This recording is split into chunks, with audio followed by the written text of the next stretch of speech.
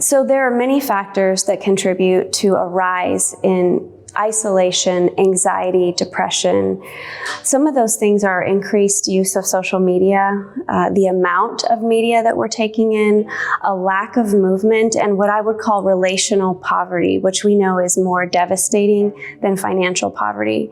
So you take all of those factors and then you add in that we've just lived through 3 years of hard. We all have a window of tolerance. When we're in the window of tolerance, we are functioning optimally. We can think reasonably, we can behave reasonably, and we can be clear. When we fall below the window of tolerance, we become lethargic, depressed, unmotivated. When we fall above our window of tolerance, we become anxious and vigilant and overwhelmed. And what we know is that stress and trauma shrink our window of tolerance. And because we've all been in a hard place for the past 3 years, living through a global pandemic, among other things, our windows of tolerance are smaller than they've ever been. And we need strategies to recalibrate. Relational poverty is this idea that we are at a deficit in our relationships, not the amount of contacts we have, not the amount of likes we get, but meaningful relationships. We were wired for connection, we're built for community, and yet we have less of that than ever before, which is devastating.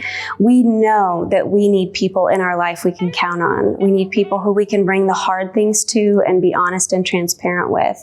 Research tells us that we need 4 to 7 iron sharpens iron people in our lives. And those are the people who can ask us the hard things. They see our blind spots. And it doesn't have to be someone you meet with often, maybe once a quarter or even once a year. But when you connect with them, you're better for it. So some of the iron sharpens iron people I would suggest that you put at your table are, you consider a therapist for the right season, a life coach, a spiritual director. It might be AA or Celebrate Recovery. It could even be the books and podcasts you're listening to. But how are you inviting growth and wisdom into your life? It doesn't all have to be therapy and support groups. It can be fun too.